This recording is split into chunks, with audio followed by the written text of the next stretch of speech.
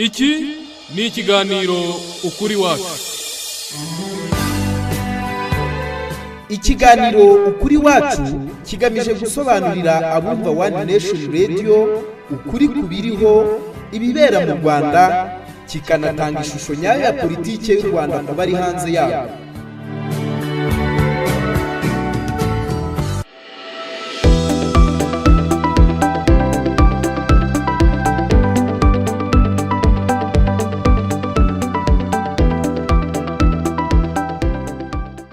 Igitondo cyiza kandi umunsi mwiza ndetse n'umugoroba mwiza kuri mwe mwese mudukurikiye muri aka kanya bitewe naho muherereye mu bice bitandukanye bigize isi. Iyi ni One Nation Radio, ijwi rya diaspora nyarwanda ukurikiye muri aka kanya. Muradukurikira muciye kuri /3 @onenationradio.org ku mbuga nkoranyambaga zacu aho tugaragara. Mudukurikira muciye kuri Twitter aho twitwa One Nation Radio, kuri Facebook twitwa One Nation Radio, naho kuri Instagram mudukurikira muciye kuri One Nation Radio Official. Ku rubuga rwa YouTube naho mudukurikira muciye kuri One Nation Radio. Uyu munsi turi ku itariki ya 3 Gicurasi 2020. Turacyari muri ya iminsi ijana itwibutsa Jenoside yakorewe Abatutsi mu Rwanda. Ubu tuvuganiraho hashize imyaka 26 iyi Jenoside yakorewe Abatutsi ibaye mu Rwanda. Nyuma y'iyi myaka u Rwanda rumaze kwiyubaka, nyuma yuko iyi Jenoside yuko irangiye ibintu byari byarazambye ndetse igihugu gisa nkaho cyahereye kuri zero. Gusa nubwo igihugu kimaze kwiyubaka ndetse kiri mu nzira nziza y'iterambere, zimwe mu ngaruka z'iyi Jenoside haracyarimo abanyarwanda bamwe bagifite ingengabitekerezo y'iyi Jenoside ndetse bakayihakana. Uyu munsi mu kiganiro ukuri wacu cya none turagaruka ku nzira zikoreshwa n'abahakana Jenoside yakorewe Abatutsi, aho mu kiganiro cyacu cya none ukuri wacu turi kumwe n'abatumirwa batandukanye bari buze kudufasha gusesengura iyi ngingo. Turi kumwe na Tom Ndahiro, uyu akaba ari umushakashatsi mu bya Jenoside ndetse dukunze kubana mu biganiro bitandukanye bya One Nation Radio. Ubu tuvugana akaba aherereye i Kigali mu Rwanda. Tom Ndahiro, niba utwumva tuguhaye ikaze mu kiganiro ukuri wacu cya none. Muraho mwese. Uraho neza.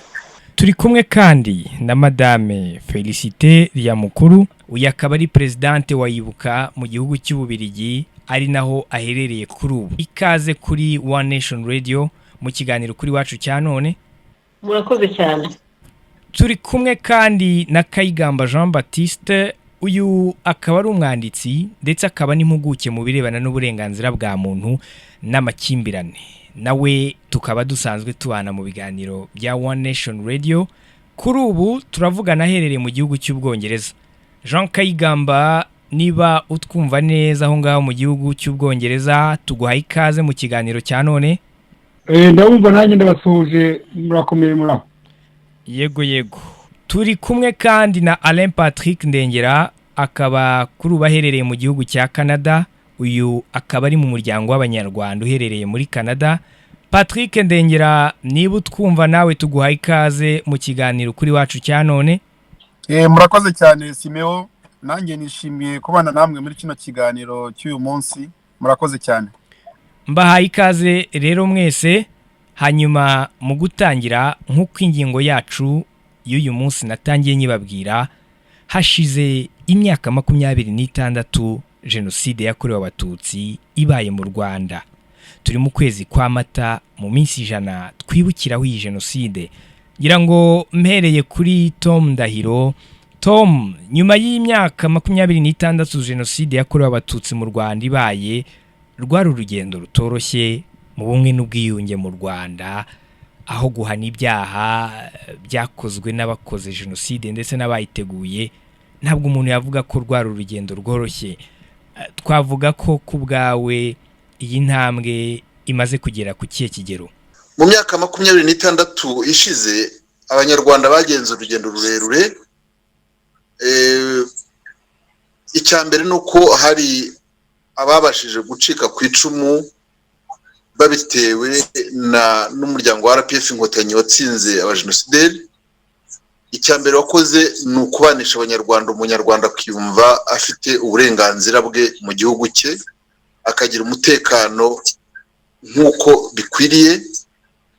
Sinakubwira ngo imibare y'ubumwe n'ubwiyunge igeze hehe kubera ko ntabwo nasibwo bushakashatsi nkora, ariko ahanini abanyarwanda babana uburenganzira bwabo bwubahirizwa nk'uko bikenewe. Icya kabiri ni uko abacitse ku icumu bagerageza kwiyubaka, kubera ko kubaho umuntu yarapfushije yariciwe abe, agasigara ari inshike, agasigara ari imfubyi, abakenera uburenganzira bwa muntu. Icya mbere ni ukubaho, icya kabiri ni ukubaho wumve ufite uburenganzira. Hanyuma ngira ngo guhakana no gupfobya jenoside ni icyaha gihanwa n'amategeko mu Rwanda, ariko hari abakibitinyuka. Ku bwawe ubundi aba ni bantu ki? Guhakana no gupfobya jenoside si ibintu bihanwa n'amategeko y'u Rwanda, bihanwa n'amategeko y'ibihugu byinshi. Ahubwo ikibazo ni ukuvuga ngo ni kuki hari ababikora, ni bande, bikorwa bite? Guhakana jenoside ni kimwe mu bigize ingengabitekerezo. Bivuga ko abakoze jenoside cyangwa ababyumva kimwe nabo icyo cyaha baragihakana. Hari abahakana jenoside kubera ko bayikoze, ni ibintu byumvikana. Mvuga ko byumvikana kuko kenshi umuntu akora icyaha azi ko ari icyaha. Umujura yiba azi ko kwiba ari ibintu bihanwa n'amategeko, ariko guhakana jenoside no kwipfobya bikorwa n'abakoze icyo cyaha kubera ko bibaha amahoro. Bisigaye noneho byaravuye mu bakoze icyo cyaha cyangwa abayoboye abandi, bijya mu bana babo, ndetse hari abyagiye mu buzukuru, noneho bigakorwa n'inshuti. Mu Rwanda jenoside ntabwo ikorwa guhakana jenoside ntabwo bikorwa n'abayikoze gusa, bisigaye bikorwa n'itangazamakuru ritari itangazamakuru nyarwanda, riri mu itangazamakuru mpuzamahanga. Barikora bazi neza ko guha ijwi umuntu wakoze icyaha atemera ko ari icyaha, ibyo nabyo umuntu aba akora icyo cyaha cyo gupfobya no guhakana jenoside. Abana yemwe n'abuzukuru bagize uruhare mu gukora icyo cyaha, babikora barengera ababyeyi cyangwa ba sekuru. N'abantu b'inshuti zabo hari ababikora bumva ari ugushyigikirana, ndetse bimaze no kugera aho usanga biva ku bantu bavanye ingengabitekerezo mu Rwanda, bakayigeza mu bagabo, bakayigeza mu bababuraniye, bakayigeza mu nshuti, mbese ugasanga ari uruhererekane. Ibyo rero ni ibintu bigaragara henshi, keretse tuvuze ngo wenda tuvuge amazina ngo abo bana ni bande, abuzukuru ni bande. Hanyuma Madame Felicite, nawe uradukurikiye aho uherereye mu gihugu cy'Ububiligi, wowe iyo witegereje ku bwawe ubona aba bantu bagambiriye iki? Ni ibintu bitangaje cyane, kuko aho twatangiye kumenya ukuntu bahakana nk'ino mu Bubiligi, navuga ko hari indiri ikomeye y'abantu bahakana jenoside yakorewe Abatutsi, barimo abuzukuru b'abantu bayikoze, bari mu bantu muri guverinoma yakoze jenoside yanayiteguye.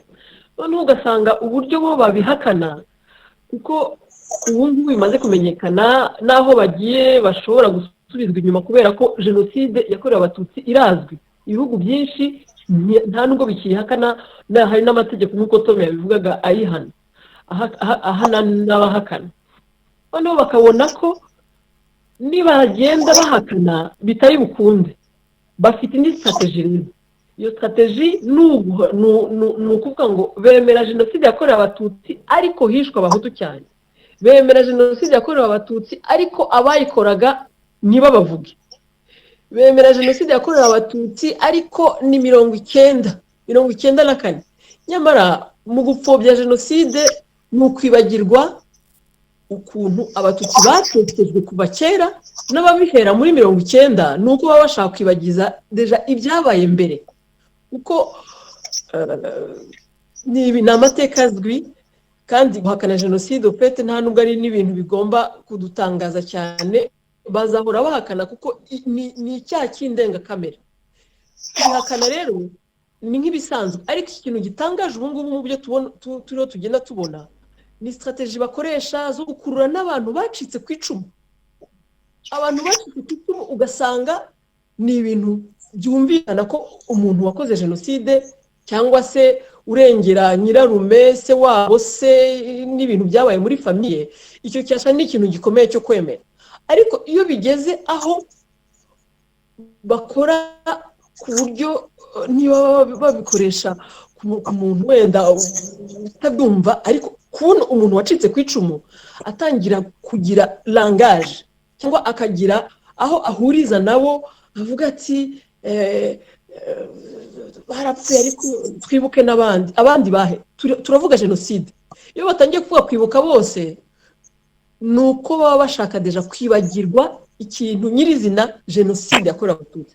Ubundi bavuga ubwicanyi. Jenoside ntabwo ari ubwicanyi. Jenoside ni ukumaraho. Jenoside nk'ubu turi muri ibi bihe bya corona virus iri mu isi yose, ariko nubwo hafi 50,000 tuvuge muri Amerika, ntabwo ibyo 50,000 muri mu bisange muri famiye imwe, ntabwo muri mu bisange. Mbese ntabwo dushobora kwitiranya ikintu cyiza kirimbura nk'ikintu nka virusi isanzwe, cyangwa ngo abantu bagiye mu nzira ndende. Iyo nzira ndende se bayishowemo nande? Ni jenoside bari batangiye nyine, batashoboraga no gukomeza kumva ko batsinzwe.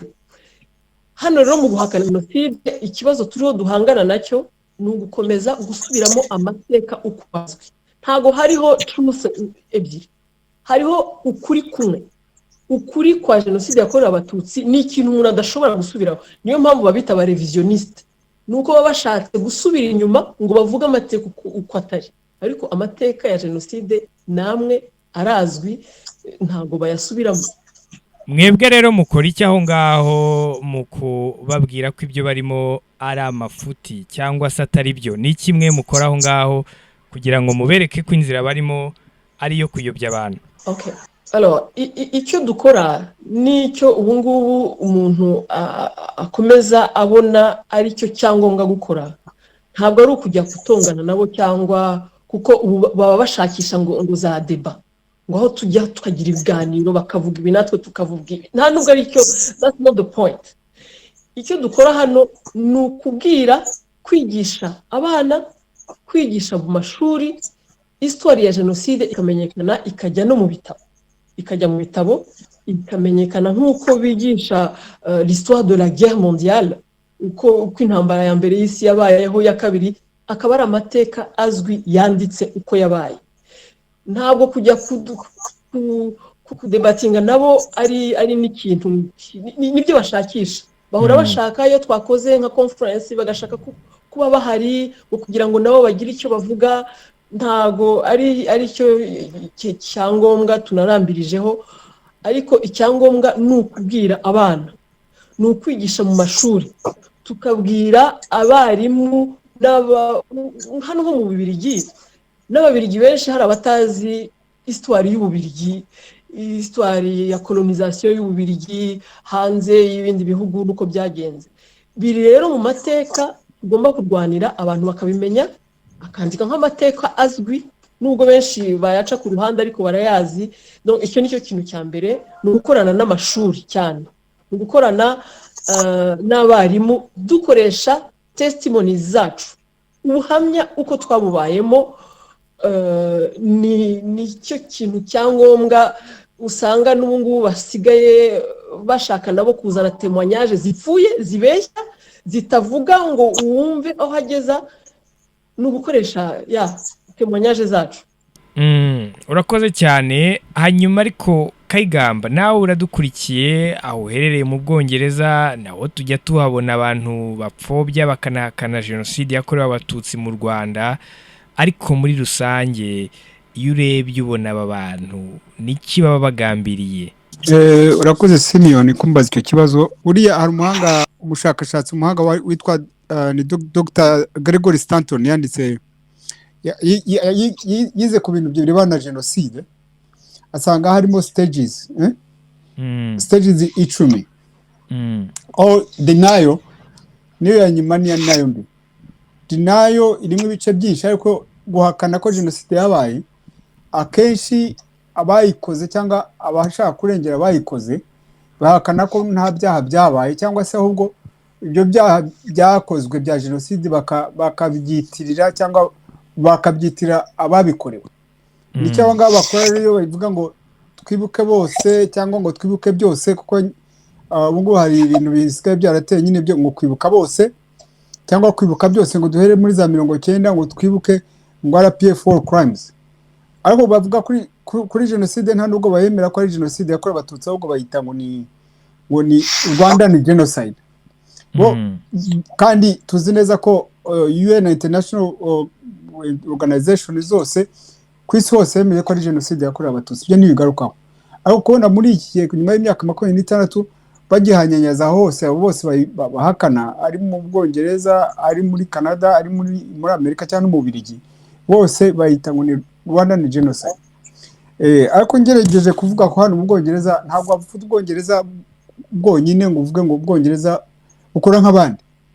Birebye ahubwo je navuga ko Ubwongereza buri party y'ikigura intunga cy'abo bantu b'urubyiruko gusa n'urwemeye gutwara umusaraba base cyangwa basekuru w'ingenga bitekerezo ku buryo usanga bose birebeye hafi uko bakorana usanga bose bafite bari associated bose bafite uko bakorana. Hano mu Bwongereza ugasanga ari mwishyira hamwe rimwe n'iryo uri mu Bubiligi ugasanga arakorana n'undi uri muri Amerika cyangwa se n'uri muri Australia bose bafite umugambi usanga arabahuza mugambi nkuko bitaga nyine babandi basederi gihe cya Jenoside. Umugambi wo kugira ngo bakore ku buryo bwose cyambere hari abiyita ko arabarescape kandi ntabwo abarescape noneho bagashaka nabo barescape Madame Felicite yavuze mu kanya kugira ngo bahe credence ku bihimbano byabo. Abo barescape rero bo intwaro babakoreshaho abo bahindukira n'ubundi bakabumva ni yihe? Abo bacitse ku icumu baraza bavuga nko biriya binavuga ngo twibuke bose nabo bakavuga ati bari abanyiciye bari abana bafite barabarebeshyira ko bafite ingenga bitekerezo ahubwo n'abana b'abajyambere n'abana babatekereza vuba nabo ntabwo twavuga ngo turabarega ibyaha byabase. Yes, ntabwo tubarega nta mwana numwe ubazwa icyaha se cyangwa se kuru yakoze.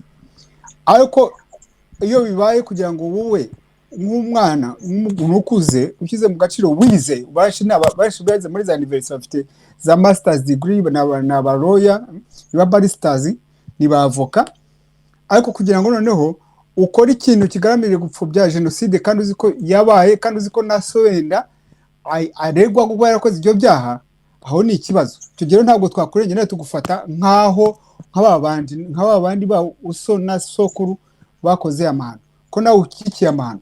Ubwo rero abandi babarescape cyangwa bitwa ngo nabarescape ko ngira ngo niho bakira abarescape ko babahemukiye umuryango w'abarescape babagira ngo berekane ko nawe wifishe mu kababaro k'abo bantu umve ko nawe biciwe ari byo bya bindi ya teori ya double Jenoside bagenda bakurikiza ngo nabo bifatanye nabo noneho bo bakabexploiter kugira ngo ya teori yabo ya double Jenoside ihabwa agaciro kuko nabo barescape noneho bayemeye. Ibyo biragaragara barazwi bamwe simvuga amazina ariko nawe ukibaza koko ko bantu niba barwaye mu mutwe cyangwa se ari barabaroze ukibaza aho ngaho bapfira aho byapfiriye ukabibe.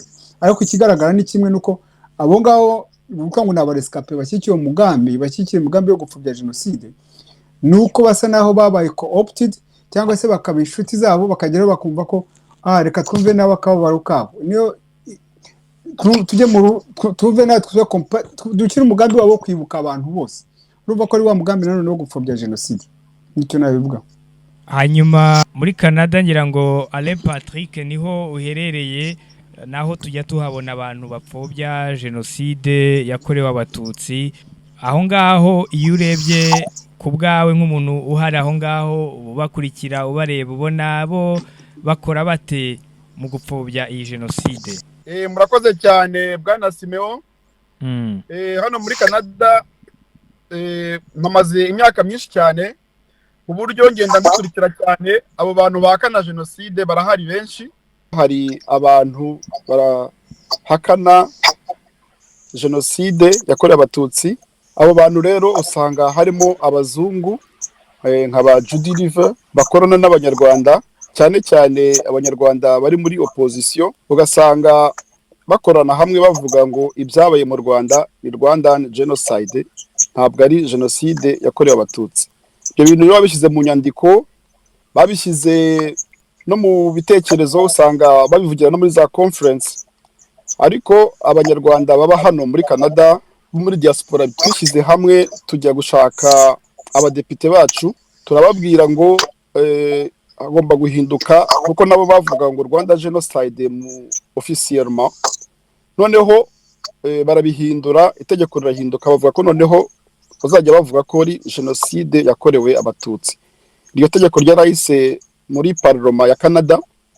Ikindi kintu dushaka gukora ni ukuvuga ushyiraho n'irindi tegeko rihana abarevisioniste, abo bantu bahakana jenoside yakorewe Abatutsi, ku buryo nabo bazajya bajyanwa mu rukiko. Muribuka ko hari n'abanyarwanda babi n'ahangaha boherejwe mu Rwanda nk'abari wo Mugesera bakoze jenoside bakajya kuburana mu Rwanda. Ibyo rero ntibibuza abanyarwanda bamwe gukomeza guhakana jenoside, cyane cyane aba bantu muri opposition. Nk'uko Kayigamba yageze kubivuga, harimo n'abarescape bamwe bajya babajya inyuma, aho ugasanga icyo bagambiriye ari abantu bo muri opposition kugira ngo barwanye leta. Birababaje rero kubona umuntu ashaka kurwanya leta akabyita gufatanya n'abantu bakoze jenoside, bakageza naho bahakana ko iyo jenoside yakorewe Abatutsi bagomba kubyibukira hamwe n'abantu bose. Nka kundi bagiye bavuga wa mucuranzi wavuze ngo ni kwibuka abaguye mu bitaro, abarwaye bazize indwara, abapfuye urundi rupfu rwose babibukira hamwe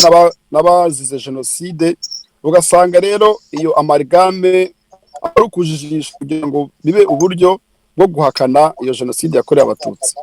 Muri Canada rero hari abantu barahari, ariko hari n'abandi tubirwanya, turahari nabwo turi benshi kubarusha. Icyo dukora ni ukwigisha n'abana bacu ku buryo bazumva neza ayo mateka, kuko amateka ya jenoside yakorewe Abatutsi nta mpamvu ntibinashoboka no kubivanga no kwibukana n'izindi mpfu zagiye ziba mu Rwanda. Umuntu ushaka kwibuka izo mpfu zidashobora kubikora ku giti cye, ariko akabikora n'abandi banashaka, ariko ntabwo ushobora kubivangira hamwe na jenoside yakorewe Abatutsi, kuko ni jenoside ikomeye yo kurimbura ubwoko abantu bazira uko bavutse. Murakoze. Yego, hanyuma Tom, ngira ngo hashize igihe umuryango w'abibumbye wemeje ko habayeho jenoside yakorewe Abatutsi, ariko nyamara haracyari bamwe mu banyarwanda bagipfobya jenoside bakanayihakana, kandi bagenda baniyongera uko imyaka itashye. Ku bwawe ubona uku guhakana no gupfobya jenoside ubwabyo ni icyaha gihanirwa n'amategeko mu Rwanda, mu mategeko mpuzamahanga, cyane ko babivuga batuye mu mahanga ku isi yose, nta uhakana jenoside yakorewe Abayahudi. Ubona hakorwa iki kugira ngo ujya guhakana jenoside yakorewe Abatutsi abanze yumve ko hari inkurikizi zamubaho? Mbere si ukuri ko nta bahakana jenoside yakorewe Abayahudi. Hari abantu bahakana jenoside yakorewe Abayahudi ndetse hari n'abayipfobya. Icya kabiri, ndagira ngo ntitujye tunareba ikijyanye no guhakana no gupfobya jenoside mu rwego rw'amategeko gusa. Twari dukwiye kunabireba mu rwego bw'indangagaciro z'abantu. Mbese umuntu muzima ufite ubwenge buzima akwiye guhakana no gupfobya icyaha cya jenoside? Ndagira ngo aho ngaho naho tubanze aho hantu hakosoke gato. Nagaruke ku cyo mugenzi wacu Kayigamba yageze avuga ibya Gregory Stanton, ko guhakana no gupfobya jenoside ari icyiciro cya nyuma cy'icyo cyaha. Ku bwanjye guhakana no gupfobya jenoside si icyiciro cya nyuma, ahubwo ni icyiciro cya mbere, kikaba n'icyiciro cya nyuma. Kuko mu gihe cyose bategura umugambi wo gupfobya jenoside, wo gukora jenoside, barabanza bagahakana ubumuntu bw'abantu. Icyo ni icya mbere. Icya kabiri, abategura umugambi igihe cyose ntabwo bavuga ko icyo cyaha ngo bakita izina. Icya gatatu, mu gihe cyose bategura uwo mugambi bawutwerera abazayikorerwa, hanyuma noneho byarangira icyo cyaha cyamara gukorwa bakaza batwerera icyo cyaha. Felicite yabivuze ko uyu munsi iyo bakanapfobya Jenoside bayitwerera Abatutsi ko aribo ba nyirabayazana. Nasomye igitabo cya Jude River. Iyo usomye igitabo cya Jude River iriya avuga ngo inkoramasu za FPR, ntaho bitandukaniye n'inyandiko ya Leo Mugesera yakoze muri 1991, ntaho bitandukanira n'inyandiko za Gitera zo muri 59 muri 60, ntaho bitandukanira na disikuru ya Anastase Makuza muri 64 n'iza Kayibanda za 62 na 3 na 4. Ibyo bintu byose birasa. Ikindi rero nuko aho icyo dukwiye kureba nuko impamvu nagare ko guhakana Jenoside no kuyipfobya ari ibintu biba mbere mu gihe na nyuma. Nuko kurwanya Jenoside, gupfobya no guhakana Jenoside ni no gukumira icyo cyaha. Kuko umuntu aribaza ati bigera he kugira ngo umuntu wacitse ku icumu rya Jenoside yumve yafatanya n'umuntu uyihakana cyangwa n'umuntu uyishyigikiye. Umuntu ashobora kwibaza ati wenda icyo kintu ni ya Stockholm syndrome, yaho umuntu yifatanya n'umuntu umutoteza cyangwa wamwiciye. Umugambi wa Jenoside utegurwa banavugaga ko abayikora ari urwego rwo kwitabara. Bakavuga ko iyo inkotanyi zidatera muri 90 kwica Abatutsi bitari kuba. Ariko ntawuvuga noneho ibyo ngibyo bakagenda babisubiramo kenshi. Umuntu wacitse ku icumu akagenda yumva ko nyirabayazana wo kwicwa kw'abantu be ndetse nawe kugirwa imfubyi, kugirwa inshike, kumugara, guterwa sida bifite abantu babiteye. Bakamwibagiza ko iyo abakoze Jenoside batsinda, icya mbere ntabwo abariho, icya kabiri ntaho abavugira, icya gatatu n'isi ntiyari kwemera ko icyo cyaha cyabayeho. Ngira ngo ibyo bintu ni ibintu abantu igihe cyose tuvuga guhakana no gupfobya Jenoside tuzajye twirinda kureba ngo kuvuga ngo amategeko bivuga wiki, ahubwo ubuzima busanzwe bw'umuntu bivuze iki mu buzima bwawe bw'uyu munsi, bivuze iki mu buzima bw'umunyarwanda, bivuze iki mu buzima bw'umuntu wacitse ku icumu, bivuze iki mu mwana wavutse n'umwuzukuru we. Niba bavuga ko ihahamuka cyangwa guhungabana kuterwa na Jenoside bijya muri generations, habaho transgenerational post traumatic stress disorders, ni nako habaho transgenerational genocide ideology, ikava kuri mwene Mbonyi, ikava kuri Mbonyi Umutwa, ikajya muri Shingiro Mbonyi Umutwa, ikajya muri Ruhumuza na Gustave Mbonyi Umutwa, bikava kuri Baritazari bica mu mpaka, bikajya muri Jerome bica mu mpaka na Mado bica mu mpaka,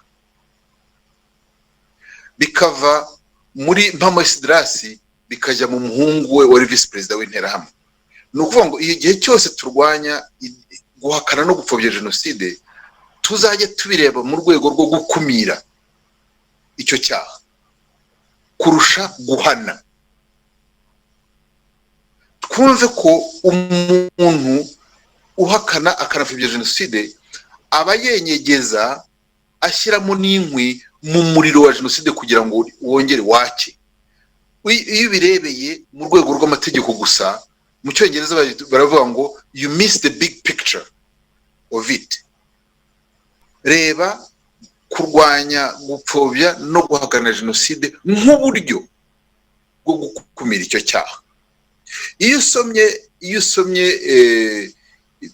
nk'irangashingiro ry'itegeko mpuzamahanga ryo guhana no gukumira Jenoside, hari aho bavuga ngo mu mateka y'isi icyaha cyarabaye kiribagirana. Uyu munsi ntidushaka kukibagirana. Abateguye jenoside igihe cyo muri yakozwe muri 1991 na 2 na 3 na 4, igihe cyose bagaruraga abantu bakoze ibyo byaha. Muri disikuru ya Mugesera yo muri 1992 bitariki ya 22 z'ukwezi kwa 11 yicuzaga impamvu baretse Abatutsi bagahunga muri 59. Bivuze ngo urwo ruhererekane habayeho guhakana jenoside yakorewe Abatutsi 59, 6 na 2 na 3 na 4.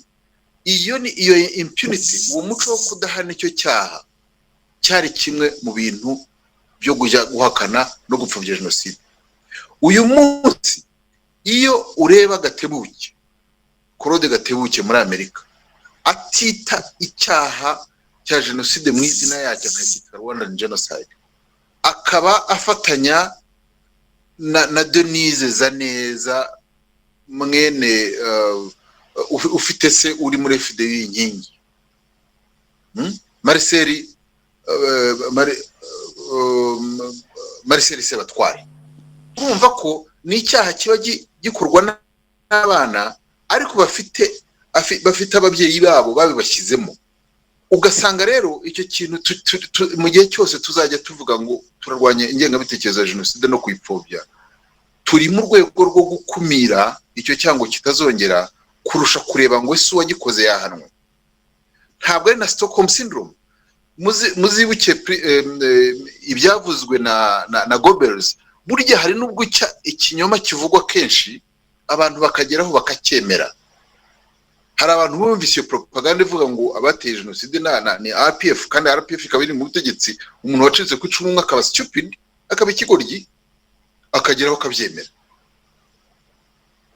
Bamwe bakanabikora mu rwego rwo kuvuga ngo barimo barakora politiki. Uzareba aba bantu bo muri Canada amazina yabo murayazi, banandika buri munsi, barifatanya, bashyizeho amashyirahamwe, ugasanga imvugo zabo baravuga ngo Ingabire Victoire ni umuntu w'intwari cyane. Okay, afite intwari, hari abantu mubonamo intwari, ariko turiko tumubona nk'umuyidiyologe.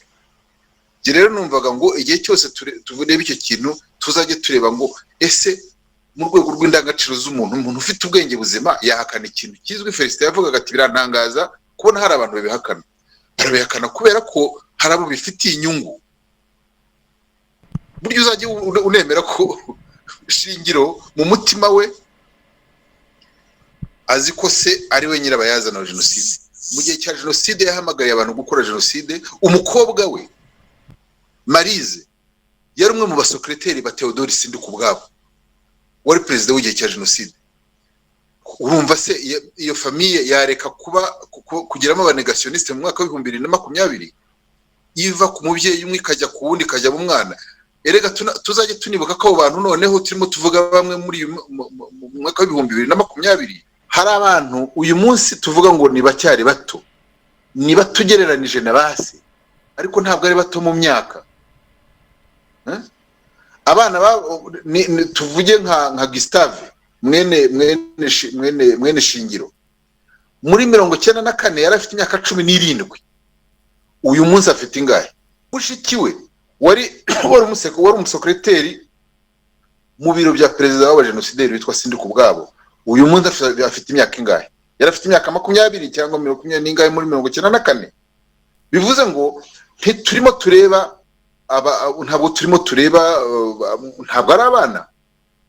Umuntu wari ufite imyaka 13, 14, 15 n'ingahe muri icyo gihe, uyu munsi n'umugabo udashobora kuvuga ngo uramuvugiriza ubuhuha. Si umwana, si uruhinja, n'abagabo. Abantu bari turimo dushinja uyu munsi bakoze ibi byaha muri 1994 bari bafite imyaka 30. Turebe rero ngo twakingira dute mu gihe cyose tuba tuvuga ngo iki cyaha turacyita icyaha. Reka tukita icyaha tukirwanye, cyane cyane bitari mu mategeko, ahubwo mu kugaragaza abibikora n'ubuhemu bwabo n'ingaruka z'ibyo bakora. Nabampagarikiyeho. Urakoze cyane. Hanyuma ngira ngo Tom, mu bihe byashize wasangaga abahakana bakanapfobya jenoside bari biganjemo abakuze ndetse bamwe banarimo abagize uruhare muri iyi jenoside yakorewe abatutsi. Nk'uko bivuze, hari bamwe wagiye uvuga uyu munsi bakuze ariko icyo gihe bari abana, ariko usanga bari kuvugira ababyeyi babo, bivuze ngo biganjemo urubyiruko, nubwo uvuze ko barimo bagenda bakura, rumwe runaba hanze y'u Rwanda kandi usanga rwarize, ariko n'ababakurikije usanga barize kandi barasomye amateka kuri jenoside yakorewe abatutsi. Ibibona babiterwa n'iki nyuma y'uko wenda bafite abo babyeyi babo bari gukingira ikibaba? Ese babandi bandi bo babakurikira badafite abo babyeyi ariko usanga babakurikiye nk'uko babivugaga, ubona hanini babiterwa n'iki? Hari ibintu bibiri biterekeye icyo kintu. Icya mbere, uzajya umenya ko isano y'umuntu n'undi ari ikintu kiremereye. No kuvuga ngo ikintu kiritwa kibi siko abantu bose bakibona ko ari kibi. Si imiryango yose y'abantu bakoze jenoside igira abana bakoze jenoside, kuko icyaha ntabwo kigenda muri DNA cyangwa ADN. Icyaha kigendera mu myumvire no mu burezi no mu burere. Urumva?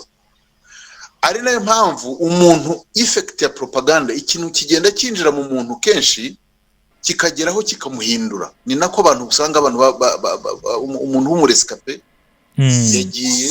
yagiye mu murongo w'umujenosideri, noneho yahabura umuntu umuganiriza atari ko uri mu maki akayoba. Naho ubumwe n'ubwiyunge buzanwa no kurenza ku rwiri. Umugani wa Kinyarwanda uravuga ngo urenza ku rwiri rukamera. Urenga ku ngengabitekerezo ya jenoside ugakomeza kwirenzaho, ikazongera ikazaba.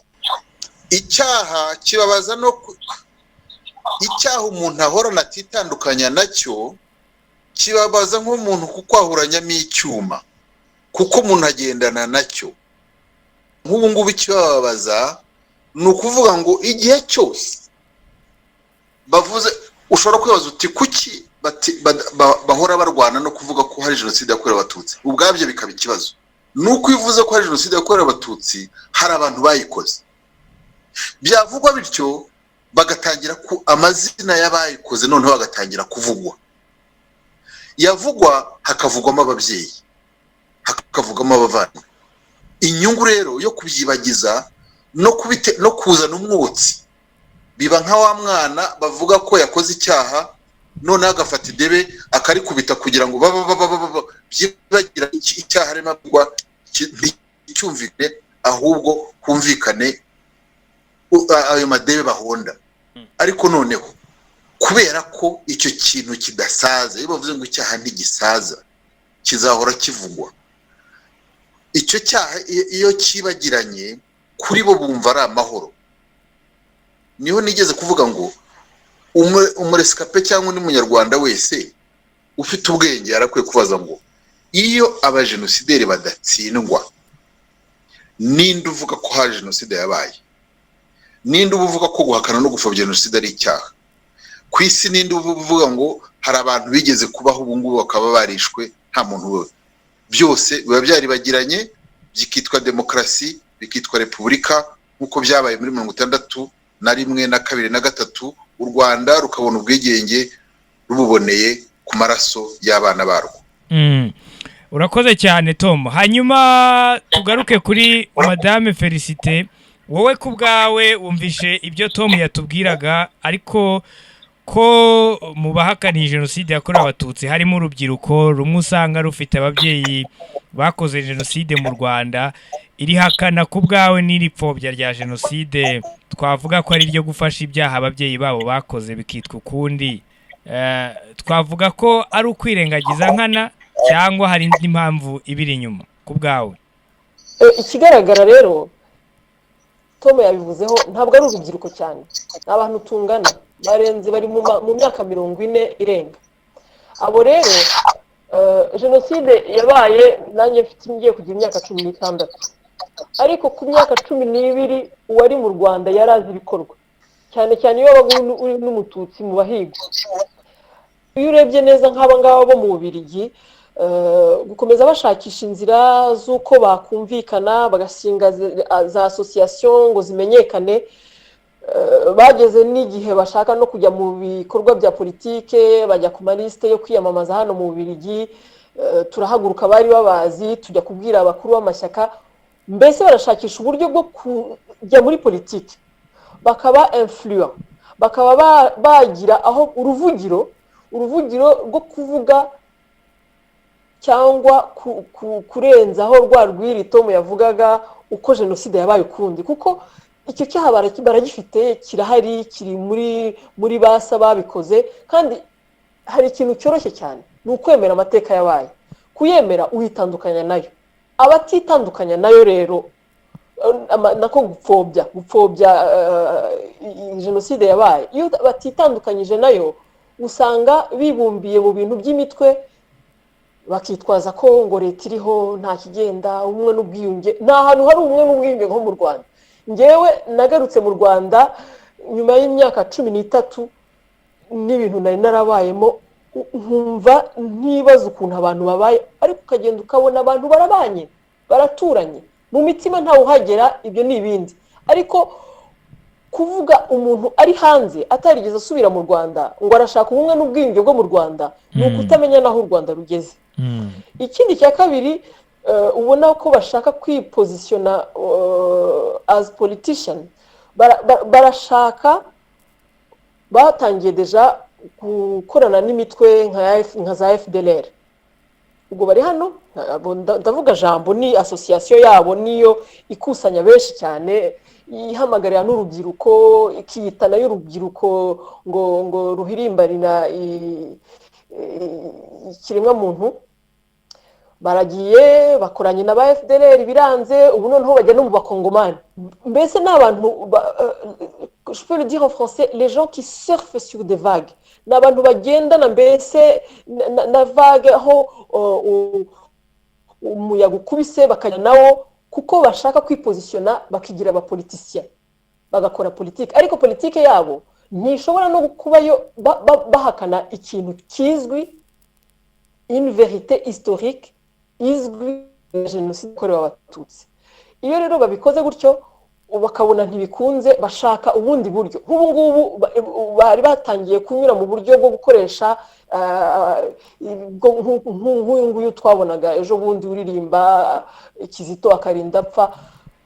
Ikintu cyose kuri bo c'est bon à prendre. Niba babonye umuntu wese upinze leta, uwo niwe bari bugendereho, noneho bakagenda bakabigira binini cyane. Ubu ngubu indirimbo z'Imana, ukabona umuntu yagiye mu Kigali rwose ngo uriya muhungu araririmbira Imana, ariko inyuma hariyo politiki yo gutangira kuvuga ko turibuka bose uririmbira Imana. Okay, noneho ugasanga bajyanye abantu benshi, umuntu wagiye rwose azi ko yigiriye gusenga aririmbira Imana turika, ariko ugasanga muri kwa kuririmba hari ibindi biri inyuma. Ni abantu bakoresha possibilité zose, opportunité zose kugira ngo bahakane jenoside yakorewe Abatutsi. Ni ukuvuga ko umugani wa Tom yavuze ngo guhakana jenoside ntago uko muri ziriya etape za Santani bavuga ko ari etape ya nyuma, mu by'ukuri ni iya mbere, kubera ko deja n'igihe bicaga bavugaga ko bakora. Ngeyo ntanga témoignage yanjye, mbabwira yuko abantu babyukaga ngo bagiye gukora kwa rukwica, uko deja no guhakana ikintu kiriho kiba.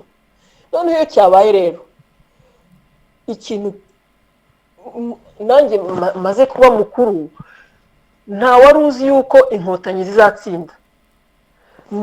Mbese byari nk'inzozi.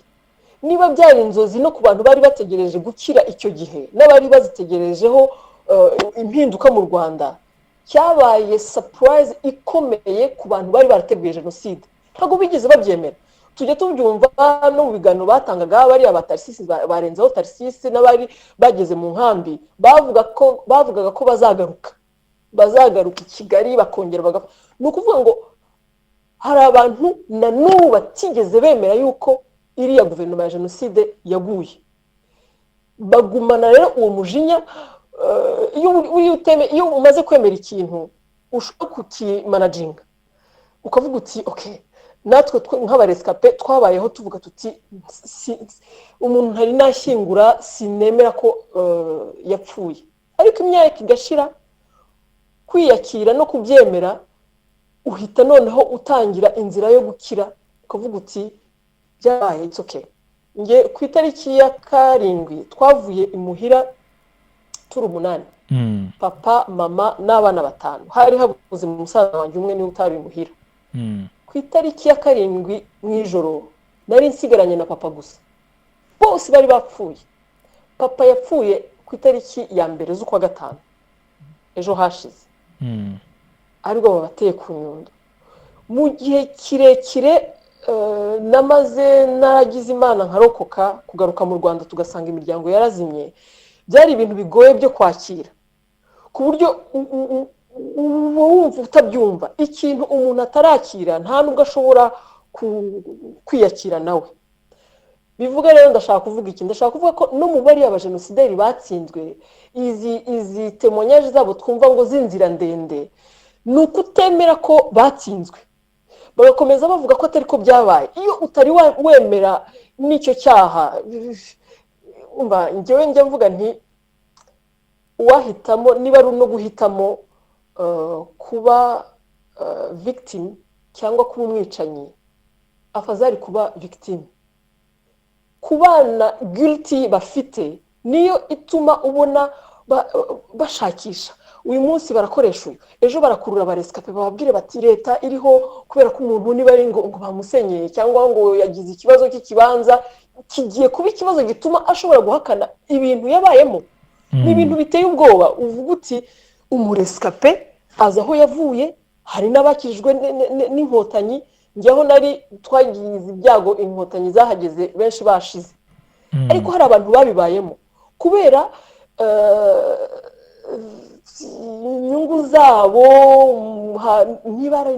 Njye nibaza n'amafaranga angahe baha umuntu wabaye muri jenoside akayikira akabona ukuntu byagenze kubera inyungu ntazi guhirika leta se. Ubu se n'uwavanaho inkotanira ko numva ikibazo cyaba ari uvuga ikintu bose bagahita batera hejuru ngo ni RPF. Abantu bashobora kwibagirwa uburyo twabayemo, bashobora kwibagirwa uburyo umuntu yabagaho no kwiga kurangiza utazi ko uzabona akazi. Akarengane kabaga mu Rwanda umuntu ashobora kongera kwibagirwa akavuga ngo hari it's crazy, ntabwo byumvikana.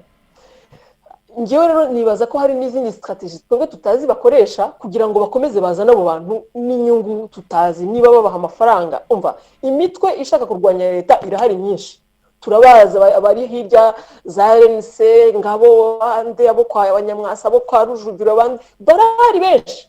Sinzi impamvu rero tugeraho tukumva ko ari jenoside byo birangaje kumurescape kubayikoze.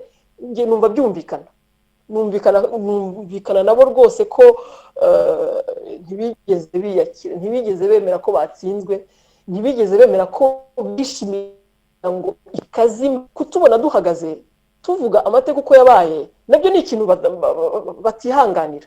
Niyo mpamvu harimo ikintu cya corruption, chaque fois corrompre la pensée, kuza kubeshya umuntu bakabeshesha amazina yacu, bakita mpore mémoire et justice ngo bagiye kwibuka.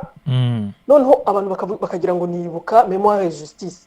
Urumva deja gukomeza gukoresha ibintu bizwi nuko bihishe badashaka kugaragara uko bari.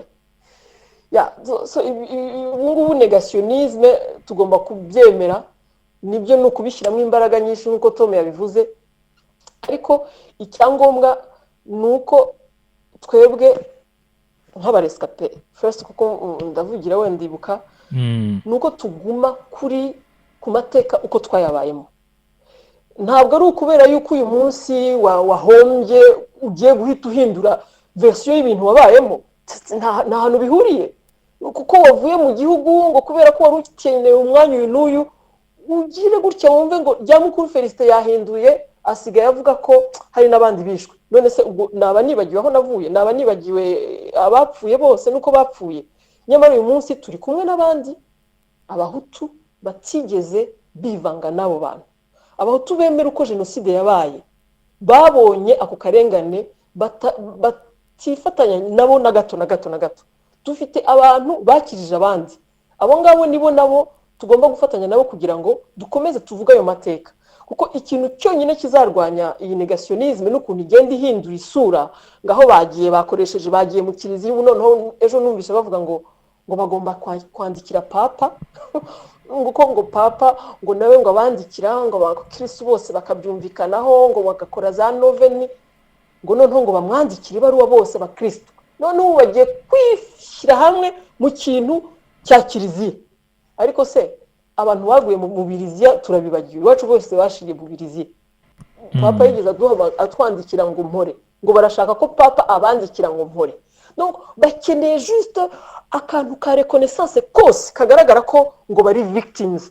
Ariko ibyo ngibyo ntabwo dushobora kwibagirwa yuko no kuva kera n'abatutsi, ndumva Tommy yabivuzeho, kandi igihe cyose bicwaga bavugaga ko ari bo bizize. Muri 59 abahutu nibo bari victims. Abakoroni baza bateranya abantu baravuze bati mwego mwarakandamije, naho ngaho ni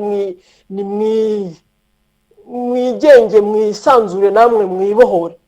Donc ntago victime kwigira victime ntago bihindura histoire, nta nubwo bihindura ibyabaye. Ubu rero nibyo bakomeza gukoresha, barashaka kongera kuba ko aribo bapfuye bashize bagiye inzira ndende. Kuki batabaza bashoye muri iyo nzira ndende? Ariko ntaho bihuriye no muri iyo nzira ndende. Iyo baza guha abatutsi iyo nzira twari kurokokamo benshi, ariko abantu babaga babatangatanze ahantu hose. Muravuga ngo jenoside yakorewe abatutsi, abantu bagatera induru. Ku misozi yose mu Rwanda habaye jenoside. Icyo nicyo tugomba kubwira abantu, tukabibutsa tukababwira ko jenoside ntabwo ari icyaha gisanzwe nk'ibindi. N'ababihakana baba rescape tuzabwira toke ubwo mufite izindi nyungu, ariko facts zirahari. Ntabwo kubisubiramo tuzakomeza tuvuga one truth nihari. Iyo zimaze kuba nyinshi rero umuntu ahita yumva ko hari izindi confusion n'ibyo bibazo bya politike bihari, ariko barazwi. Ahangaha bazajya bakomeza bihishe, baragenda bagakoresha ubu ngubu noneho technology. Abantu bose bari muri quarantine baba babonye uburyo bwo kuvuga ngo abantu bose babumva. It's okay, baravuga, ariko ni bya bindi bimwe. Ukuri ni kumwe, niko tuzakomeza dusubiramo tunihanganisha wenda abacanganyikiye bavuga bati Kizito yapfuye, yavugaga iki? Ejo nariho mbabwira nti aho twaganiraga bamwe, ndangira igitabo cya Kizito bise niba ari icya Kizito, niba ari wowe wacyanditse, niba bamushyiriyemo ibindi. Ariko urumva nanone barashaka gukoresha umuntu wari umaze kuba vedette. Nawe wenyine muri icyo gitabo avuga ko rwose ari wowe wazanaga ubumwe n'ubwiyunge, ko ari wari buzabujyane muri prison. Iyo umuntu atangiye kwibona nk'umuntu ari we kamara, aho ngaho tuba tugeze deja ku kibazo. Ntabona ibikorwa mu gihugu, ibintu byose arabipinze ngo bangaba ntibabikora neza, bari abasenga nabi, ninjye usenga neza. Aba rero bakoresha izo ngengabitekerezo bahita barekupera abantu nk'abo kugira ngo bagushe benshi mu kintu cy'icyobo cyo kutumva no kudasobanukirwa. Ni rwo rugamba, ariko turushyizemo imbaraga tuzabishobora. Ngira ngo warukomeje ku kintu kijyanye n'inyungu bamwe baba babifitemo, ariko ubwo izo nyungu ziragenda zigahura na ya miryango bita ko ari mpuzamahanga cyangwa se amasosiyete runaka abafasha. Ariko umuntu yakwibaza, ubundi iyi miryango ibafasha cyangwa se n'abantu ku giti cyabo bakorana gute? Wenda ubwaduha nk'urugero aho mu Bubiligi uherereye, iyo urebye bamwe bavuga ko bafite imiryango ibafasha cyangwa abandi bantu ku giti cyabo babafasha bakorana, dore ko na bamwe muri bo baba banita ko ari impirimbanyi muri uko gucengeza amatwara yabo. Hano rero nk'aha mu Bubiligi, nta nubwo ari no mu Bubiligi gusa, hirya no hino hari abantu bafite imyumvire ba akademisiye barimo bavuga bati u Rwanda nta wari warigeze yemera ko u Rwanda ruzavayo ruzahaguruka. Noneho muri abo ngabo harimo abazungu rwose bumva ko bagifite ideoloji y'ubukoloni hari, kumva ko u Rwanda rudashobora kugira amategeko arugenga akagenga abanyarwanda kandi abantu bakabana. nta waduciraga urutega buriya. Abo bantu ubabona kenshi niyo utanga nk'ubuhamya bakakubwira batari ko hari dictature mu Rwanda. Njyewe ndimo ndakubwira témoignage yanjye y'ibyo nabayemo, yuko twakize tugahaguruka tukongera tukiga u Rwanda rukabaho.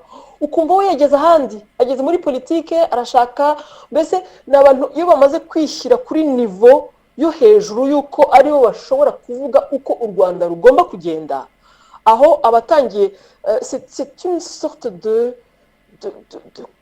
un ton condescendant. Donc abayumva ko ari we uzi pronostique zose z'ukuntu u Rwanda ruzamera. Abo bazungu rero turabafite benshi bakoranye na guverinoma y'abajenosideri, bakoranye na za guverinoma za Habyarimana. Ubona bameze nkaho bari nostalgique, bakumbuye cya gihe bagendaga abantu bose bakabakomera amashyi. Turabafite nk'abantu nk'aba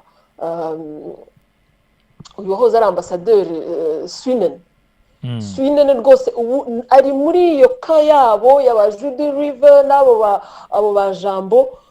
Usanga ikintu bahuriyeho nuko hari uwenda bari bafitanye ubushuti, bakoranye nabo bahabyaimana n'abandi bose baragenderanaga mu Babirigi. Rero barahari abo benshi, ugasanga nta nubwo harimo akarengane kuko batemera ko nubwo twenda turi bakiya tutanavuga tutavuze induru nk'abo, mbese bagumanye ziriya affinité, bagumanye ubwo bushuti bwa kera, bagumanye urwo rukumbuzi rw'ingoma ya Habyarimana, bagumanye kumva yuko Umututsi ari umuntu badashobora guha credit, ko adashobora kuzavayo. Bose bari nostalgique, bose bafite iyo ngengabitekerezo yo kumva ko kuba tutabaye iyo guilt barayifite, iyo culpability irahari. Usanga rero bongeye kumva bari abavuza induru kuko hari bo benshi umva baraje bariga bariorganiza, abantu binya ubuzima busanzwe, barakomeye, barakorana mu masosiyete. Hari n'abantu twakoranaga cyangwa twigana nko mu bintu byo kwa muganga, ugasanga yaje abeshya ko ari umurescape, akavuga Jenoside yakorewe Abatutsi we akiyita umuntu rwose nk'umurescape. Ariko wahagera mwahahurira mwakubitana nko muri stage ukabona yahinduye ntashobora no kukwegera. Bo bakoresha n'amayeri no kubeshya. Hano rero mu bazungu hari abazungu benshi bari bazi yuko abo bose babwira, bakababwira ukuntu bababaye, ukuntu bagiye muri Kongo, ukuntu bishwe, ukuntu biciwe, ukuntu bagize. Ugasanga umuntu aracanganyikiwe, ntazi niba ari umurescape wa Jenoside yakorewe Abatutsi, ariko arayivuga ukwe. Usanga rero barabaye amacuti, bagakorana igihe kirekire, bikageraho wa muzungu atamenya no kwitandukanya, kuko ubucuti n'ubucuti ku muzungu. Aba bazi ko babaye inshuti, ntashobora no kumva ko uwo muntu umubwira ise afite amaraso ku ntoki. Abo turabafite. Ejo bundi nigeze kujya muri conference ahantu mu Baflama. Iyo conference yari yateguwe n'abantu n'umupsikologe wakoze mu Rwanda, akorana n'abacitse ku icumu mu bintu bya santé mentale. Noneho bifuza gukora ikintu cya conference muri commune, ababyorganizaga baramubwira bati uzabwire kanaka, bamubwira gutumira umuntu witwa Verlinden. Aravuga ati Verlinden ndamuzi, ni umuntu upfobya Jenoside. Ariko tayari Verlinden yari yamaze kubimenya, aragenda nawe apanga ibye. Abafite rero izo subside, apanze umugoroba wa conference, ariko batangira bavuga Jenoside yakorewe Abatutsi. Umugore we n'abantu mbese mu bapfobya bari mu bambere hano. Ariko barangije noneho barangiza bavuga ko ari abatutsi bicaga abatutsi, mbese nta nterahamwe zishe, nta hutu pawe, ni abatutsi bishe abatutsi. Icyo rero ni ikintu gishyashya mu bintu byo gupfobya, kuko cyatangiye kuvuga cyane muri kiriya gitabo cya Judy River. Judy niwe waje abijyana hejuru n'abasharonana, ubu noneho baratera bose bakikiriza, ariko ba Verlinden ntabwo ari uko bapfubyaga mbere. Ubu mbese buri gihe bagenda babona akantu gashyashya. Ubwo noneho umunsi ukurikiye haba indi conference y'uwo muntu wari wayorganije, haza kwemvita undi mu académicien professeur,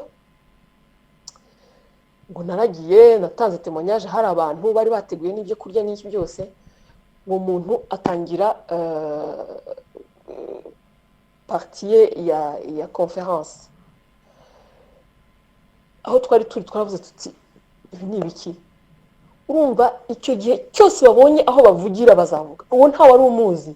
Umu professeur aratangira avuga ko ngo l'extrémisme tutsi, avuga le régime, ngo havuyeho ngo régime ngo hutu, ngo hajyaho régime tutsi. Ubwo rero usanga abantu bari aho babaye confused nanone, kuvuga utse ntaho byavuye ntaho byagiye. Kurwana n'aba bantu, urumva ni ukumenya igihe cyose ugasoma ukabona uwanditse yabyandikiye iki, yabivugiye he, ni izihe source afite. Abo bakadimisi turafite hano benshi, cyane cyane no baflama. Yarangije expose ye atanga ibitabo bigomba gusoma, harimo icya Swinen. Icyo gitabo cya Swinen wahoze ari ambassadeur mu Rwanda, yise Rwanda Merverhal, ngo u Rwanda version ye, sa propre version y'ibyabaye mu Rwanda. Ariko utagiye nk'aho hantu ngo ubone abariho babikora, ntumenya naho bigeze. Usanga rero bavugutse aba bazungu baza bafasha kugaruka mu Rwanda ngo bategeke, birabashimisha kumva ko bagomba gupfobya. Bibabajwe no kubona u Rwanda aho rugeze ruhagaze, ntawe rusabirizaho kandi ruhagaze ku mateka yarwo. Nibyo umuntu ahora abona rero, kabona hari abo bibabaje ko nawe w'umurescape urahagaze, ufite abana, ntiwirirwa urira, ujya mu kazi ukagakora, ugataha ugatunga urugo, ukaba umuntu uhagaze. Hari abatabyihanganira, no mu bazungu barahari. So ibyo ni facts tugomba kwemera nk'abarescape. Hakabaho gukomeza gufatanya n'abari kumwe natwe no muri diaspora. Turafite abavandimwe benshi bazi uko u Rwanda ruhagaze, ko nta nicyo bimaze gukomeza gupfobya. Ni intambara rero. Bahurira kuki ntago mbizi. Bafite gahunda za politike ntawabimenya. Usanga byaragiye bigakururana n'ibyo bakongomani, bagakurura bakazana, mbese bakavuga ko ngo bariho ngo bashaka kurenganura abantu bo muri Grand Lac. Biva muri Grand Lac, biba bivuye mu Rwanda bikajya muri Grand Lac, bikajya mu bakongomani. So icyo twebwe tugomba kugoma dutsimbarayeho n'amateka uko yabaye, no kwandika uko bizwi, no gusoma no gukomeza tubanyumuza, tubabwira ati ntabwo ari uko byagenze uko. Nicyo umutangabuhamya aberaho. Urakoze cyane. Hanyuma Kayigamba, ngira ngo twagarutse cyane kuri rwa rubyiruko, ariko noneho hari abantu bamwe mu bari inyuma y'iyi nkundura yo gupfobya Jenoside, usanga benshi muri bo ari abantu bahunze igihugu, bamwe bari banafite imyanya ikomeye muri leta. Ku bwawe ubona ibiba biterwa n'iki? Urakoze kumbaza icyo kibazo bwana Muhumuza. Ahubwo nagira ngo twumvikane, tubanga muri iki kiganiro twumvikanye ko bari abantu twirinda kubita urubyiruko, kuko nk'uko Tom yabivuze na Madamu Felicite, aba bose ubyaranije niba tuvuge nka Claude Gatebe cyuvuga ko afite imyaka 14 kiriya gihe muri Jenoside, ubu ngubu afite imyaka 40. Ntabwo ari urubyiruko. Tuvuge n'abari bambonye umutwa, cyangwa se nk'umuhungu w'umujenosideri uzwi hano witwa Peter Mutabaruka.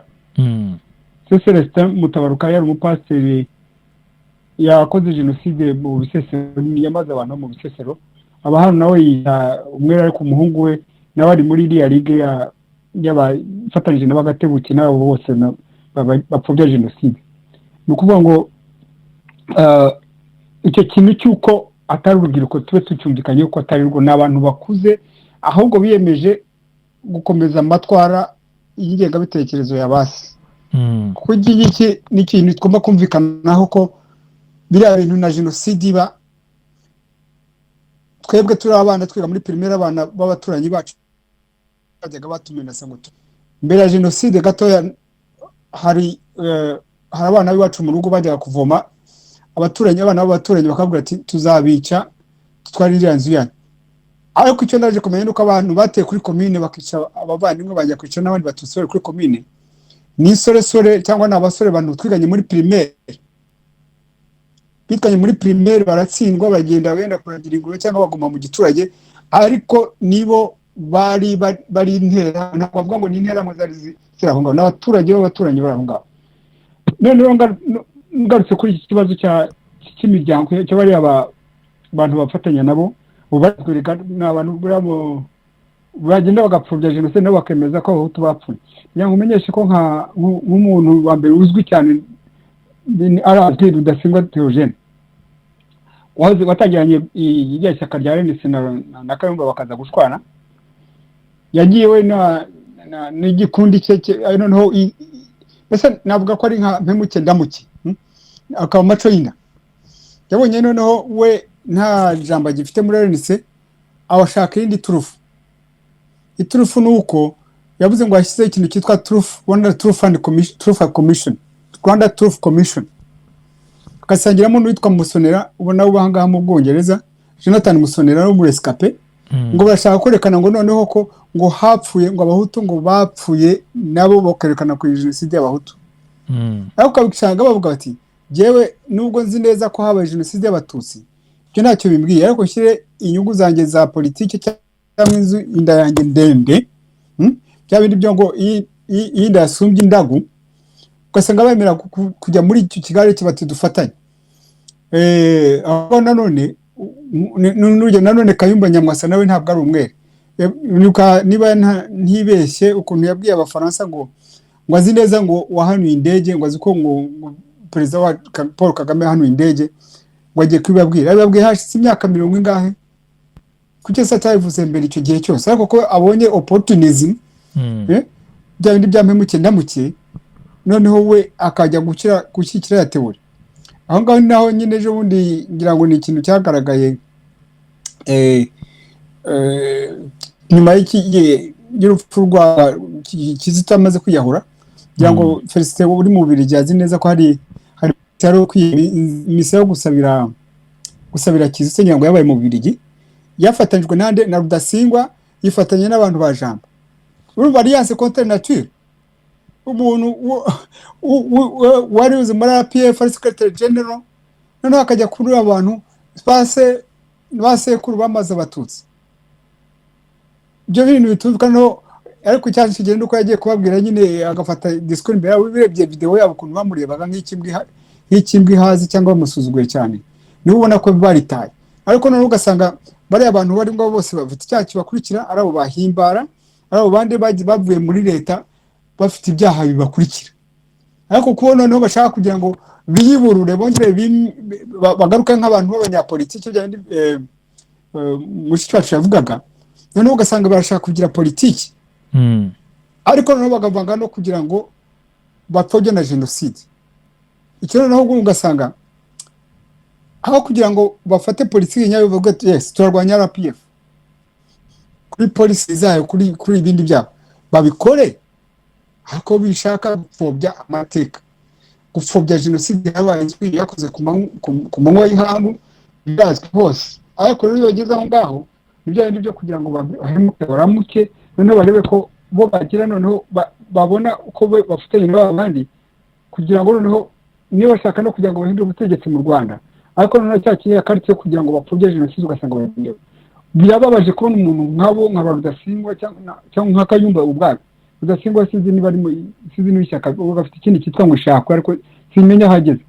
Ariko nka Kayumba hoze ari chief of staff wa army wa RDA na RPA, I mean ubundi noneho akajya gukira mu kintu cyitwa P5 kirimo nde P5 kirimo FDR kirimo FDU urunana ikomoka kuri RDR Rassemblement Démocratique Républicain yakorewe mu nkambi za Mugunga haya nyuma ya 1995 nimwe abasirikare ba army officers bo Kabyarimana bakoze Jenoside akajya gukora n'abandi no akora na MRCD iriya niba iriya Rusesabagina iriya Stephen yisha abantu muri Nyungwe kisha abantu ku Kibeho kana hose sobanura kandi uhakana ko haba Jenoside aho rero ugasanga ari bya bindi by'amatsinda ariko ugasanga ari bya bindi by'nyine navuze ibinda yasumbye indago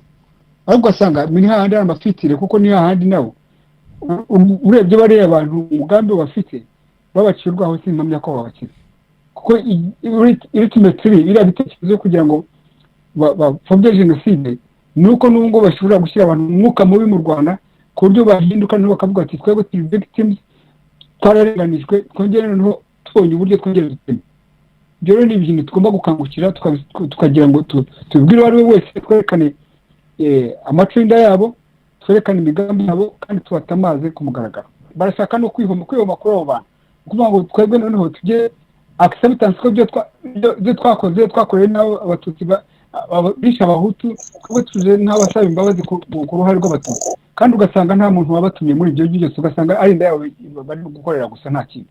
Yego urakoze cyane bwana Kayigamba. Hanyuma ngira ngo reka tujye kuri Patrick ngira ngo uherereye muri Canada hari gahunda ya Ndi Umunyarwanda ni gahunda igamije gutoza abanyarwanda kwiyumvamo ubunyarwanda mbere y'ibindi ariko se ko abapfobyi Jenoside usanga mu biganiro byabo icyo bashyize imbere ari amoko kuki bitwaza amoko ku bwawe kandi bazaho ibintu by'amoko byagejeje igihugu ese baba batabizi? Murakoze cyane Simeo. Ndagira ngo mbere na mbere nshimire abantu bamaze kuvuga mbere yanjye Tom na Felicite na Kayigamba bavuze ibintu byiza cyane ibitekerezo byiza cyane. Mbere yo kuvuga kuri iyo Ndi Umunyarwanda ibintu bikomeye cyane ndi kubona harimo ikintu kimeze nka manipulation politique. Abantu bakora politique barwanya igihugu barimo barishyira hamwe bari gukora za recrutement kugira ubwo abantu bageraho bahakana Jenoside kugira ngo bishyire hamwe barwanye igihugu. Hano mbona tugeze ku buryo niyo mpamvu turi kubona n'abo barescape bamwe bari kwifatanya n'abahakana Jenoside. Ni ikintu gikomeye kuko barimo barishyira hamwe kugira ngo bakore ikintu kimeze nka mouvement politique kurwanya igihugu. Rero ugasanga abaopoza bari nk'uko Kayigamba yavuze muri za RNC, FDU n'izindi bagafatanya n'abo bandi barescape bari mu Mahoro People Congress wa Canada harimo bamasozera n'abangalikani. Ariko ikintu cyose gishobora gutuma barwanya igihugu bagisambira hejuru. Rero muri iyo recrutement rusaga mu rubyiruko urwo rubyiruko rero bafite nabase bakoze ibyaha ntago bizashoboka ko barenga ku mateka ngo binjire muri Ndi Umunyarwanda kuko kuri ngiye bisaba ibintu bibiri kugira ngo binjire muri Ndi Umunyarwanda. Ufo kubanza kwasima amateka yabase bakemera ko hari abantu bakoze icyaha cya Jenoside bari mu muryango wabo noneho bakabara kuvuga ati turabyemeye ko icyo cyaha bagikoze ariko twitandukanyije nacyo twebwe kuko icyaha ni gatuzi. Iyo ni etape ya mbere kugira ngo binjire mu Nyarwanda. Nibaze kwemera ko icyo cyaha cyabaye kandi cyakozwe na base nabo bakakitandukanya nabo ni ukuvuga ngo noneho wazajya kwambara wa mwambaro ubumwe n'ubwiyunge ari uko abantu bose bavuga ati twese turwanye icyo kintu cyabaye cyitwa Jenoside yakorewe Abatutsi nikizongere kubaho ukundi. Ikindi rero gitangaje n'abantu bari kwitwaza kwiyita abarescape na kwita les faux rescapés kugira ngo bayobye abantu kuko ukavuga uti ruze wa muri Canada uritwa Louise Iwacu aritwa Gabuke baba muri Amerika. Abo bantu rero bakunda gukoresha ko izina ry'abarescape kugira ngo bakwize ibihuha hari interamwe zabishe ngo n'inkotanyi zikabica kugira ngo amateka ya jenoside yakorewe abatutsi bahindure ikintu kimwe gusa ngo ni kimwe ngo twese twarapfuye. Ariko rero nk'uko Tom bivuze mbere ni gukomeza kwigisha cyane kugira ngo abantu bamenye gutandukanya ko jenoside yakorewe abatutsi ari ikintu cy'icyaha ndengakamere kandi cyemewe na ONU, cyemewe ku isi yose, kuko umuntu ahigurwa azira ubwoko bwe, azira uko yavutse. Muri icyo gihe harimo n'intambara, hari n'abandi bagiye bapfa, harimo n'abo bahutu. Ariko ntabwo umuntu ashobora kubishyira hamwe ngo uvange jenoside yakorewe abatutsi ngo nabivange izo kirime zindi zagiye ziba mu nzira. Ikindi bara inzira ndende y'abantu bagiye muri Kongo ni ukumenya ko bari bavanzemo n'abasirikare n'interahamwe bafite imbunda. Niba abantu bagizwe cyo nakwita bouclier humain, ukuvuga ko niba umuntu bivanzemo akagenda akarasa abasirikare n'umusirikare amusubiza, ugasanga harimo abantu babiguyemo, ugasanga rero abo bantu interahamwe zakoze jenoside zigahungira muri Kongo zikambukana n'abantu zigakomeza zigakora ibyaha muri Kongo, kuzikurikirana harimo abantu babiguyemo. Abo bantu rero bafite ukuntu bazibukwa ukwabo, ariko ntibakajya babivanga hamwe mu kwibukira bose hamwe, byo byaba ari kuvanga amateka. Rero ibi yandi umunyarwanda hano muri Canada dufite abana bafite base baregwa muri jenoside muri gacaca, ariko bashoboye kumva ko icyo cyaha ari gatozi, ko byo bitabareba, ndetse bamwe baza no gusura u Rwanda. Iyo rero nkabona mu rwego rwo kwigisha ariho hantu tugomba gushyira ingufu, gukomeza kubwira abantu ko nubwo wanyu waba warakoze icyaha cyaga ari gatozi, ukene gukomeza uwo murongo nko Tom yavugaga, bahererekanya kwa sekuru ku mwana, kwa se no ku bana buzukuru. Ahubwo urwo rubyiruko rwige kwitandukanya n'ibyaha bya base na basekuru bakoze, kuko ni ikintu gikomeye cyane. Nawo murongo tugomba gukomeza kwigishamo abantu bamenye gutandukanya icyo cyaha gikomeye cyakozwe cya jenoside yakorewe abatutsi, ku buryo batazakomeza kuba uruhererekane no kuyobya abantu.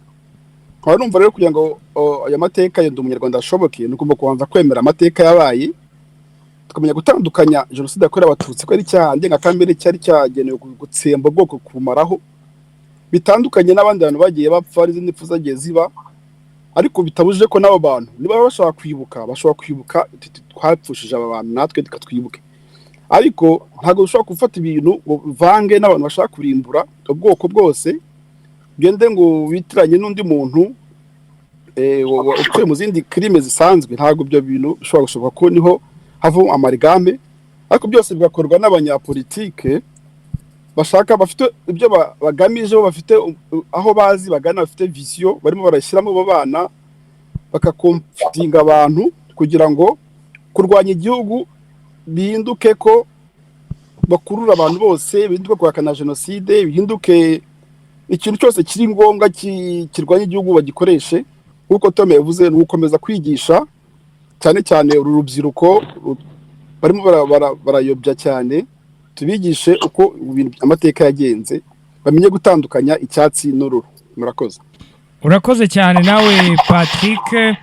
Ngira ngo uyu ni wo musozo w'ikiganiro cyacu twagiranaga, ariko mbere y'uko dusoza ndifuza kubaza buri umwe wese muri mwese twaganiraga kuri iyi ngingo, nubwo hari ibikorwa, ariko se ku bwanyu ni hehe hakwiye gukomeza gushyirwa imbaraga kugira ngo iri hakana n'ipfobya rya jenoside rihagarare? Ubwo ndavuga uruhare rwa leta, umunyarwanda ku giti cye, ndetse yewe n'umuryango mpuzamahanga. Ngira ngo twahera kwa Tom, hanyuma tugakomeza n'abandi. Reka mvuge bibiri cyangwa bitatu. Icya mbere nuko dukwiye gushyira ikintu cyo kugaragaza ukuri kikajya imbere, tugafasha abantu bose bashaka gupfobya no guhakana jenoside. Hari ubwo bakurura abantu bakavuga ngo iki cyaha cyakozwe n'abahutu bose. Si byo. Leta zariho zakoresheje icyaha bivuga ko ari mu izina ry'abahutu, ariko si abahutu bagikoze bose. Icya kabiri, ukuri kuguye kugaragazwa uko guteye, kugira ngo abantu bazajye bava mu rujijo ibyo bakora byose ari ugusenya igihugu. Icya nyuma kijyanye n'icyo cya kabiri na kigize icya gatatu nkana, nuko dukwiye kujya tuvuga amazina y'ababikora. Patrick Mukanya aravuze ati kanaka wo mu ishyaka ni nada. Tuvuze abantu bashaka amaronko babeshya ngo n'abarescapata abatari bo, tubavuge ngo ni Gatebuke Claude, tuvuge ngo ni kanaka, bashaka bakoresha amazina yabo kugira ngo bumvwe, kuko iyo umuntu avuze ari ukuntu ijambo rye ryumvikana. Kandi no tukavuga tuti uyu muntu ni fo. Hari abazungu b'abafo, tugende tuvuga ngo uyu arabeshya aha naha. Ntawuje impaka n'umunegationiste, kimwe nuko ntawuje impaka n'umujenosideri. Tuzajye twerekana ukuri gusa, nta mpaka tujya nabo. Tuzajye twerekana ko ari abantu b'abagome bambaye umwambaro utari uwabo. Naho narangiriza. Urakoze cyane Tom, ngira ngo twajya noneho kuri Patrick. Mu gusoza ndashimira cyane iki kiganiro ko cyagenze neza. Ikintu twakora cyane ni gukomeza kwigisha urubyiruko, gukomeza kwigisha gutanga inyigisho nziza zijyanye no kwerekana aho amateka nyayo yagenze, uko histoire yagenze, uko abantu Jenoside yakorewe Abatutsi yagenze, abantu bakayimenya, ku buryo niyo manipulation yatangiye politike imaze gukwira ahantu hose ishaka gupfobya itazabona aho uruvugiro. Ikindi cya mbere recommandation natanga no gukomeza gufatanya abarescape ba Jenoside bakorewe abantu bacitse ku icumu rya Jenoside yakorewe Abatutsi, bagafatanya n'abahutu batigeze bijandika mu bwicanyi, bagafatanya n'abahutu bahisha abantu, bagakora ikintu kiri hamwe cyo kumira abo bantu bose bakoze ubwicanyi bukomeye, kandi bakomeza gushaka kujijisha abantu kugira ngo bahakane iyo Jenoside yakorewe Abatutsi. Abo bantu barahari rero bakomeje kwigisha abo banyarwanda bose, ku buryo abo bantu bari kwihisha inyuma y'abantu kubera inyungu za politike babura aho bamenera. Icyo ni ikintu gikomeye cyane, kandi kuko dufite urubyiruko rwinshi bakeneye izo nyigisho, dukomeza kuvuga, dukomeza kwerekana abo bantu bahakana, bakavugwa nk'uko Tom yavuze, amazina yabo akamenyekana, ku buryo babura n'aho bamenera, ku buryo babura uruvugiro, kandi iverisiyo igakomeza ivuga ukuri, igakomeza ikerekanwa, ikomeza ikigishwa cyane cyane mu rubyiruko. Nkaba ngira ngo nsoreze aha ngaha, murakoze. Twajya noneho kwa Madame Felicite, wowe ubona ku bwawe nubwo hari ikiri gukorwa, ubwo ndavuga yaba ku ruhande rwa leta, ariko ni hehe hakwiye kongerwa cyangwa se gukomeza gushyirwa imbaraga kugira ngo ihakana n'ipfobya rya Jenoside rihagarare? Nanjye ndashimiye cyane abavuze, abambanjirije. Icyo nasorezaho ni uko icyakorwa kugira ngo dukomeze turwanye ingengabitekerezo n'ipfobya rya Jenoside yakorewe Abatutsi. Twebwe nko mu muryango wa Ibuka Memoire Justice dufite inshingano tutashobora kurengaho, nizo kwibutsa amateka, kubungabunga ubuhamya bw'abarokotse, tukanatera inkunga abifuza kwandika, bikaba ari ibintu byanditse kuko ni amateka. Ikindi ni ukubibutsa, ni ukwibukiranya nk'abarescape aho tuvuye, aho u Rwanda rugeze,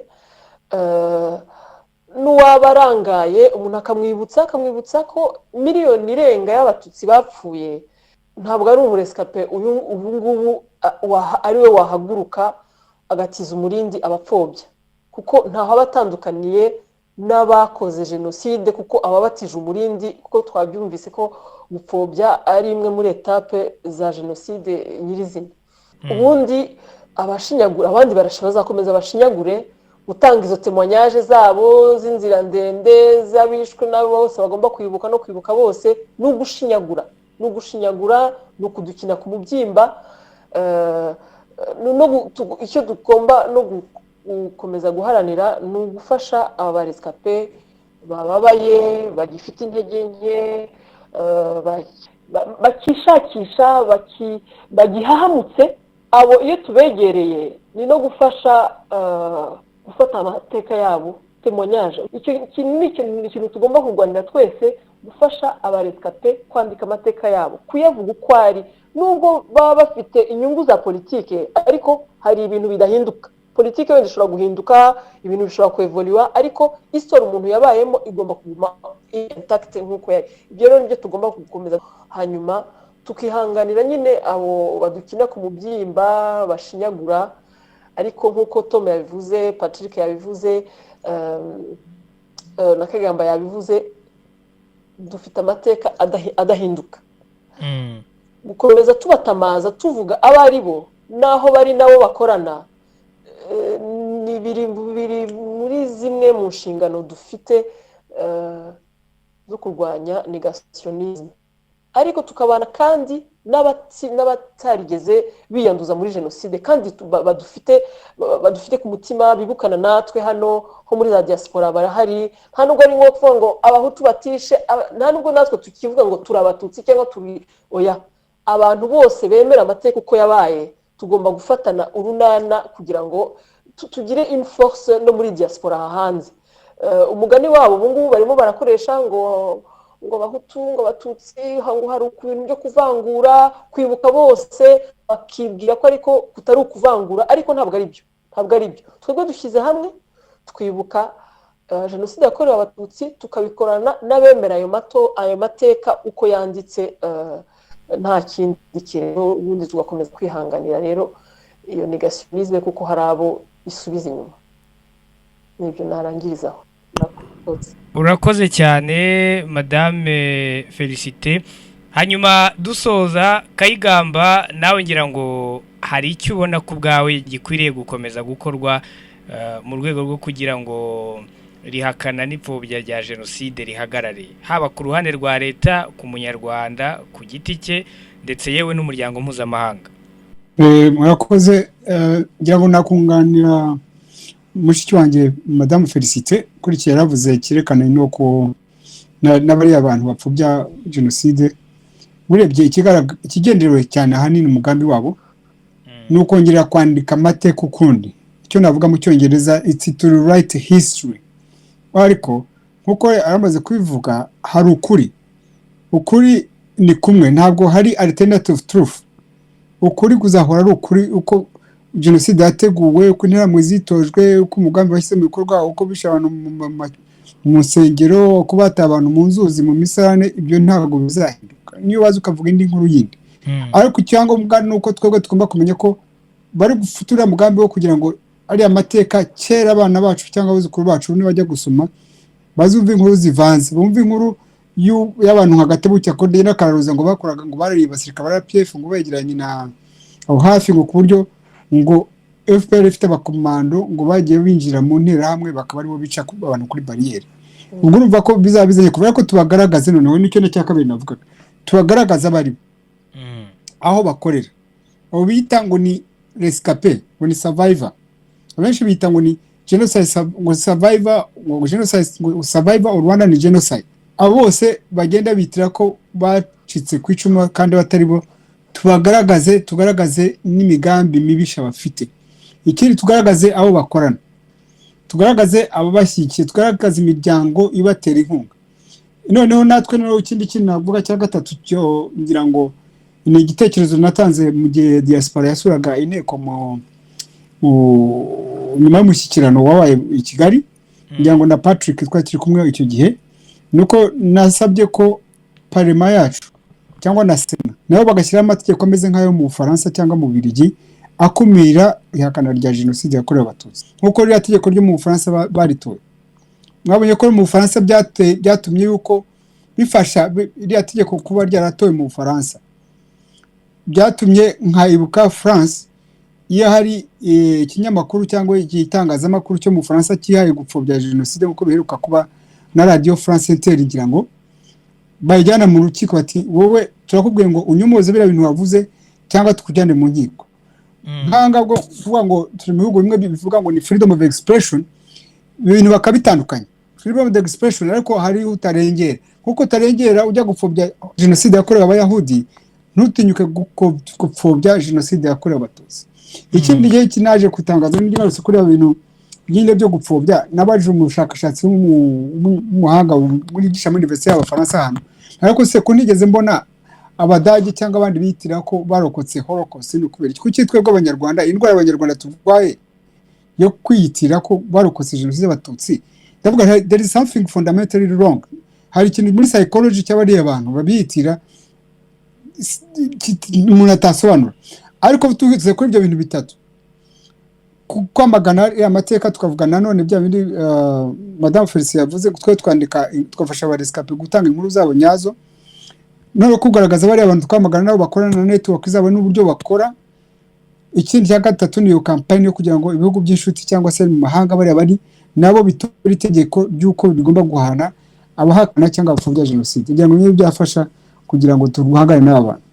Urakoze cyane Bwana Kayigamba, reka abari nako mboneraho kubwira mwe mwese mwari mudukurikiye ko uyu ari wo musozo w'ikiganiro ukuri wacu cya none. Nshimiye cyane abatumirwa twabanye kuri uyu munsi. Twari kumwe na Tom Ndahiro, uyu akaba ari umushakashatsi mu bijyanye na Jenoside. Twari kumwe kandi na Madame Felicite Lyamukuru, uyu akaba ari presidente wa Ibuka mu gihugu cy'Ububirigi, kuri ubu akaba ari naho aherereye kuri ubu ngubu. Madame Felicite, mwakoze cyane kwitabira ubutumire bwacu kuri uyu munsi wa none. Yakoze nawe cyane. Twari kumwe kandi na Kayigamba Jean Baptiste, uyu akaba ari umwanditsi ndetse akaba n'impuguke mu birebana n'uburenganzira bwa muntu. Nubundi tukaba dusanzwe tubana mu biganiro bitandukanye byacu hano kuri One Nation Radio. Bwana Kayigamba, mwakoze cyane kwitabira ubutumire bwacu kuri uyu munsi wa none. Ndabashimiye nanjye Bwana Muhimuza. Twari kumwe kandi na Alain Patrick Ndengera, uyu akaba ari mu muryango w'Abanyarwanda uherereye muri Canada. Kuri ubu twavuganaga akaba ari naho aherereye. Patrick Ndengera, mwakoze cyane kwitabira ubutumire bwacu kuri uyu munsi wa none. Mwakoze cyane Bwana Simeo. Nshimiye mwe mwese rero mwadukurikiye mu kiganiro ukuri wacu cya none. Nge wakibateguriye wanakibagejejeho nitwa Simeo Muhumuza. Mbifurize gukomeza kugira ibihe byiza. Mugira amahoro y'Imana.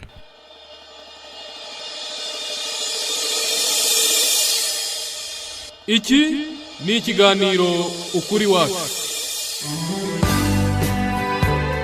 Ikiganiro ukuri wacu kigamije gusobanurira abumva One Nation Radio ukuri kubiriho ibibera mu Rwanda, kikanatanga ishusho nyayo ya politike y'u Rwanda ku bari hanze yabo.